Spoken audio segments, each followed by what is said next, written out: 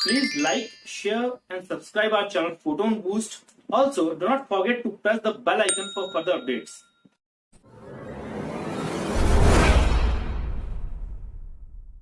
Welcome to our channel Photon Boost.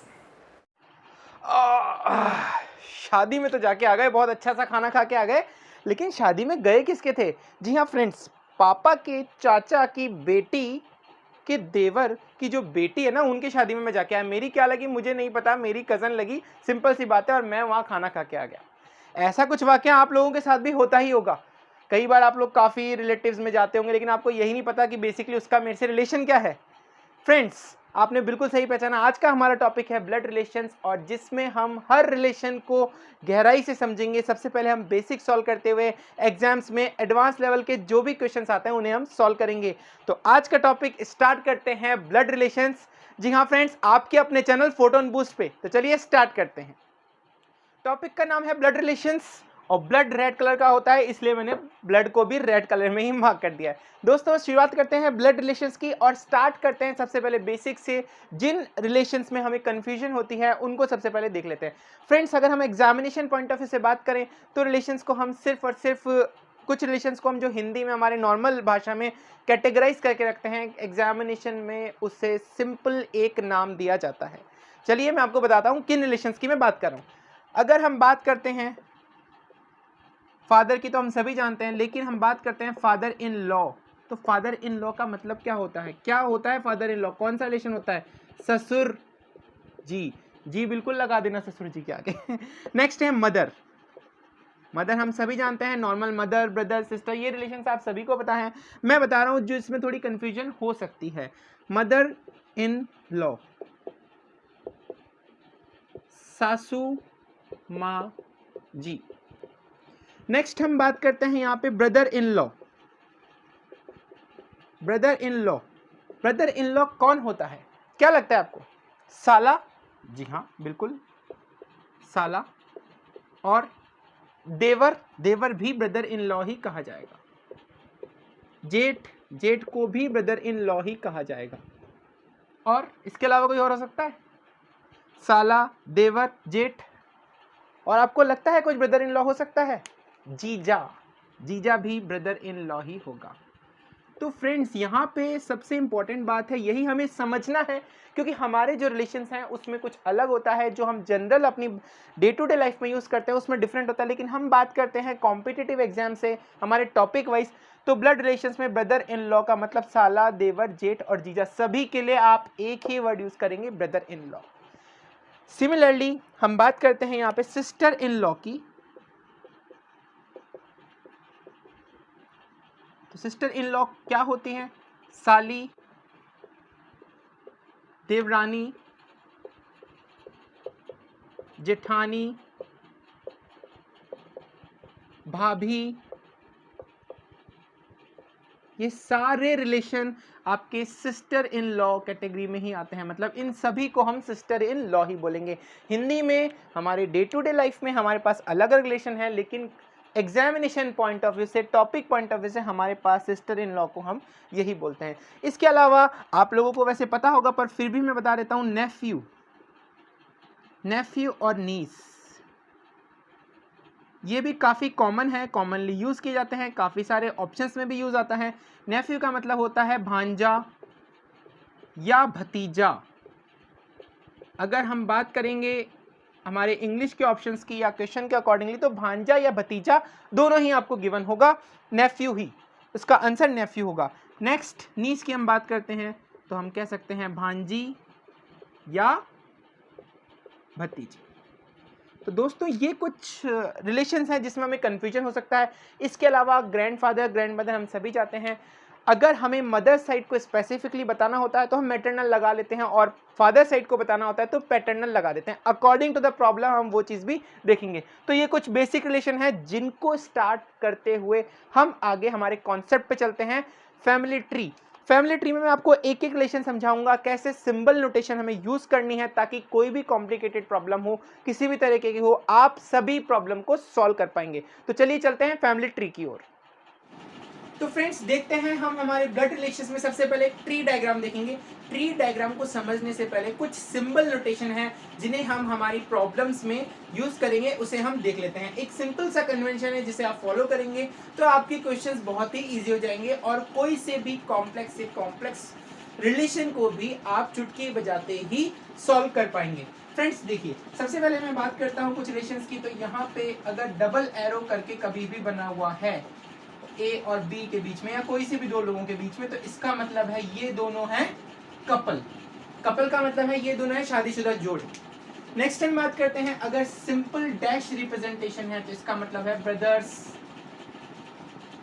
या फिर sisters, यानी कि dash represents the person belonging to same generation, यानी एक ही जनरेशन में जो लोग होंगे उन्हें हम डैश से रिप्रेजेंट करेंगे। वो भाई बहन हो सकते हैं, भाई भाई भी हो सकते हैं, कजन्स भी हो सकते हैं। नेक्स्ट हम बात करते हैं, सिंपल सा नोटेशन यूज करते हैं प्लस का या फिर स्क्वायर बॉक्स का। अगर किसी भी पर्सन के आगे प्लस हमने लिख दिया है या फिर स्क्वायर बॉक्स बना दिया, इसका मतलब है कि वो हो जाएगा मेल। सिमिलरली इसी तरीके से अगर हम माइनस साइन यूज करेंगे और सर्किल बनाएंगे तो इसका मतलब हो जाएगा कि वो है फीमेल। इसके अलावा अगर हम एक लेवल में सभी को लिखेंगे तो सेम एक जनरेशन के माने जाएंगे। नीचे हम बात करते हैं, इसका मतलब वो उनके बेटे हैं यानी कि नेक्स्ट जनरेशन है। और नीचे जाते हैं तो इसका मतलब वो उनसे भी नीचे की जनरेशन है। जैसे कि दादा अगर फर्स्ट लेवल पे है तो पापा से पापा चाचा एंड ऑल ये सेकंड लेवल पे आ जाएंगे। उसके बाद जो बेटे होंगे वो थर्ड लेवल पे आ जाएंगे। तो लेवल वाइज अगर हम बात करते हैं तो फर्स्ट सेकंड थर्ड इसी अकॉर्डिंगली हम हमारे ट्री डायग्राम को देखते हैं। ये कुछ सिंबल्स मैं आपको बता चुका हूँ। डबल एरो का मतलब है कपल है, शादीशुदा जोड़े हैं, पति पत्नी है। कौन पति कौन पत्नी, उसके लिए आप ये सिंबल यूज कर सकते हैं। प्लस का मतलब होगा मेल और माइनस का मतलब होगा फीमेल, या बॉक्स का मतलब होगा मेल और सर्किल का मतलब होगा फीमेल, जो भी आपको इजी लगे। इसके अलावा डैश का मतलब है, हम बात करते हैं ब्रदर्स की, सिस्टर्स की, कजन्स की, वो सेम लेवल पे होंगे, वो एक दूसरे के भाई बहन कुछ भी हो सकते हैं, भाई भाई भी हो सकते हैं। चलिए अब एक हम प्रॉब्लम देखते हैं, एक फैमिली ट्री देखते हैं जिसमें से मैं कुछ प्रॉब्लम्स आपको बताऊंगा। आप खुद ही देखेंगे कि कितनी इजीली इस डायग्राम को बनाने के बाद, इस साइन कन्वेंशन को यूज करने के बाद आप सभी प्रॉब्लम्स को चुटकी बजाते ही हल कर पाएंगे। फ्रेंड्स ए और बी ये शादीशुदा जोड़े हैं। कैसे हमें पता लगा? हमें इस सिंबल से पता लगा, बिकॉज ये सिंबल है कपल का। ए मेल है, बी फीमेल है। ये कैसे पता लगा? प्लस से माइनस से। नेक्स्ट इसके बाद हम बात करते हैं सी ई एफ और दिस इज जी।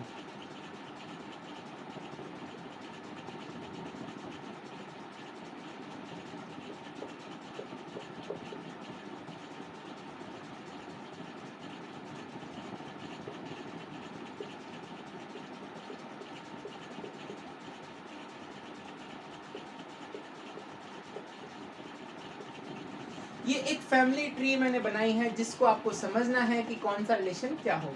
देखिए फ्रेंड्स, हम सबसे पहले बात करते हैं ए प्लस माइनस बी की। इसका मतलब है ए एक मेल है और बी एक फीमेल है और ये दोनों कपल हैं। नेक्स्ट लेडर में हम जब आएंगे, जब हम इससे नीचे वाली जनरेशन में आएंगे तो हम ये देखते हैं कि ए और बी से 3 रेज निकल रहे हैं जो कि जा रही हैं डी पे, एक जा रहे हैं ई पे और एक जा रही है जी पे। मैं थोड़ा सा सिंप्लीफिकेशन इसमें और कर देता हूँ, ठीक है, आपको समझ में आ जाएगा।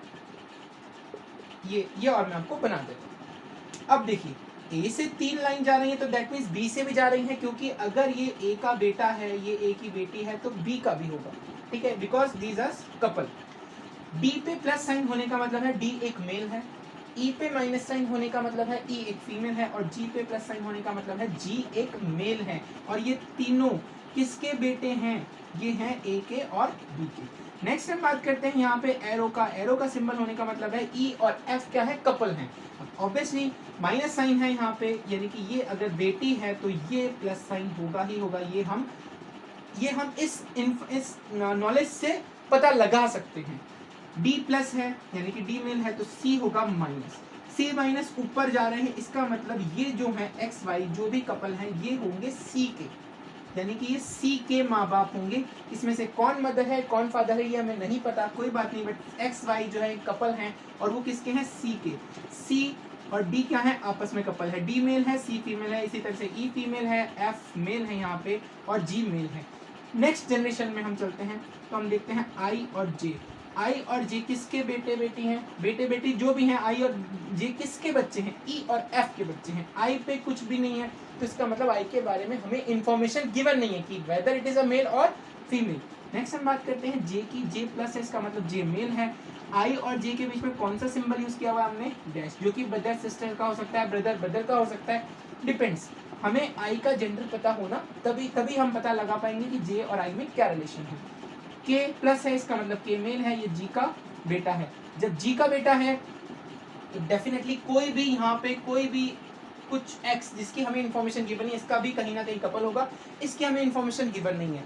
क्वेश्चन ऐसे भी पूछे जाते हैं फ्रेंड जिसमें कि हमें एक रिलेशन गिवन तो होता है, ठीक है, लेकिन उसका ऑप्शन से, उसका हमारे क्वेश्चन में जो पूछा गया उससे कोई लेना देना नहीं होता। तो हम मान लेते हैं जी के साथ कोई भी होगा, लेकिन जी का बेटा है के प्लस। के प्लस का मतलब है के एक मेल है, जी का बेटा है, जी के साथ कौन है उससे मतलब नहीं है, वो क्वेश्चन से लिंक भी नहीं है, हमें सिर्फ इतनी सी इंफॉर्मेशन चाहिए थी, ऐसा क्वेश्चन में गिवन था, हमने अकॉर्डिंगली डायग्राम को ड्रॉ कर लिया। नेक्स्ट बात करते हैं सी और डी की। एक एच है जो कि फीमेल है, यानी कि एच इनकी बेटी है, तो ये इंफॉर्मेशन हमें पता लग। अब कुछ क्वेश्चन के आंसर हम लोग स्टार्ट करते हैं, बहुत ही इजी है, बहुत ही सिंपल है। तो चलिए स्टार्ट करते हैं। कुछ क्वेश्चंस मैं आपको बताता हूँ, आप एक बार ये डायग्राम को देख सकते हैं, ये साइन कन्वेंशन यूज कर सकते हैं, उसके बाद हम कुछ क्वेश्चंस पे चलते हैं। तो फ्रेंड्स मेरा पहला क्वेश्चन ये है कि how is C related to G, C का जी से क्या रिलेशन है। ध्यान दीजिएगा, मेरी बात और क्वेश्चन की लैंग्वेज को समझना सबसे ज़्यादा इंपॉर्टेंट है, बिकॉज कुछ ऑप्शंस आपको कंफ्यूज डेफिनेटली करेंगे। फ्रेंड्स मैं पूछ रहा हूँ सी का जी से क्या रिलेशन है। सी तीनों सिबलिंग्स हैं, यहाँ पर हम बात करते हैं डी, ई और जी। जी मेल है, डी एक मेल है, यानी कि डी और जी तो हो गए भाई भाई। और ये कौन है, ये इसकी पत्नी है। तो भाई की पत्नी क्या हुई, भाई की पत्नी हुई, हिंदी में हम बात करते हैं तो भाभी, और जैसा कि मैंने आपको पहले बताया हुआ था सिस्टर इन लॉ।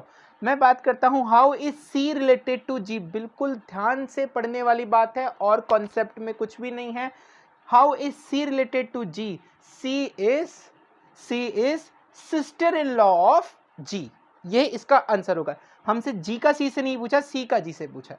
चलिए नेक्स्ट मैं बात करता हूं यहाँ पे, how is I related to A, how is I related to A. देखिए जनरेशन वाइज अगर हम बात करें तो ये फर्स्ट जनरेशन, ये सेकंड जनरेशन और ये थर्ड जनरेशन, यानी कि ए का बेटी है ई, और ई की बेटी जो ई जो है बेटी है ए का, उसकी कुछ बच्चे हैं जिसमें आई और जे हैं। जे का तो हमें जेंडर पता है, लेकिन आई का जेंडर हमें नहीं पता। आई मेल भी हो सकता है और आई फीमेल भी हो सकता है। तो हमसे पूछा गया है how is I related to A, I का रिलेशन ए से क्या है। तो इसका आंसर क्या होगा, इसका आंसर होगा ईदर ग्रैंडसन और grand daughter. It can be, I can be grandson also, क्योंकि अगर मेल हुआ तो ए का ये ग्रैंडसन हुआ, और अगर फीमेल हुई तो ये ग्रैंड डॉटर हुई, ये चीज श्योर है। लेकिन अगर मैं वैसे ही क्वेश्चन ऐसा पूछूं how is A related to I, तो सिंपल आप कह सकते हैं ग्रैंडफादर, बिकॉज इसमें कोई कंफ्यूजन नहीं है, ए का जेंडर हमें मेल पता है, तो हम सिंपली कह सकते हैं ग्रैंडफादर।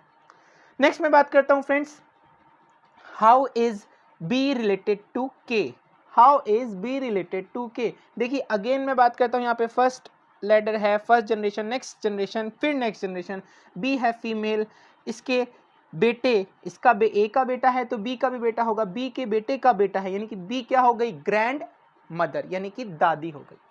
नेक्स्ट हम बात कर सकते हैं यहाँ पे, how is D related to X, how is D related to X. देखिए सी फीमेल है बिकॉज माइनस साइन है यहाँ पे, इसके मदर फादर है, कौन मदर है कौन फादर है हमारे पास इंफॉर्मेशन नहीं है। हमसे पूछा गया हाउ इज डी रिलेटेड, तो डी मदर हो या फादर हो, दोनों केस में D will be son in law, यानी दामाद होगा। दामाद तो दोनों केस में होगा, एक्स हो वाई हो कोई भी हो, लेकिन आप सीधा आंसर कह सकते हैं D will be the son in law. लेकिन अगर वैसा ही मैं दूसरा क्वेश्चन पूछूं how is X related to D, तो आपको नहीं पता, X can be father in law, X can be mother in law. आपको इसी तरीके से आंसर देना है, इसी तरीके से कुछ ऑप्शंस आपको गिवन होते हैं, अकॉर्डिंगली जैसा जैसा प्रॉब्लम हम लोग अभी देखेंगे आपको सारी चीज़ें क्लियर हो जाएगी। सबसे पहले इस बेसिक ट्री डायग्राम को, इस फैमिली डायग्राम को, इन साइन कन्वेंशंस को आपको दिमाग में रखना है, और यकीन मानिए इसके बाद आप सभी तरह के बेसिक से चलते हुए सारे तरह के प्रॉब्लम सॉल्व कर पाएंगे। तो चलिए स्टार्ट करते हैं हम हमारी प्रॉब्लम से। देखिए सबसे पहले क्वेश्चन में हमें बोल रखा है P इज क्यूज ब्रदर, इसका मतलब P Q का भाई है, इसीलिए ब्रदर के लिए मैंने इसमें डैश नोटेशन यूज किया है, और P भाई है, इसका मतलब P मेल होगा। नेक्स्ट हम यहाँ पे बात करते हैं R is Q's mother, R जो है वो Q की मम्मी है, R इज क्यूज मदर का मतलब है R जो होगा एक जनरेशन ऊपर होगा, और मदर है इसलिए मैंने माइनस साइन यूज किया। नेक्स्ट है S is hours father, S जो है R के पिताजी हैं, S R के पिताजी होने का मतलब है S होंगे मेल, और R के पिताजी हैं इसका मतलब एक जनरेशन और ऊपर में जाएंगे। नेक्स्ट लिखा है T is S mother, T S की मम्मी है, T S की मम्मी है तो T कैसी हो जाएंगी, फीमेल हो जाएंगी, और S की भी मम्मी है तो एक और जनरेशन ऊपर हो जाएगी। अब पूछा है how is P related to T, how is P related to T, इसका मतलब P का रिलेशन T से कैसा है। देखिए एक पापा वाली जनरेशन, दादा वाली जनरेशन, और ये परदादा वाली जनरेशन, लेकिन आपसे प्रॉब्लम में पूछा है how is P related to T, ना कि how is T related to P।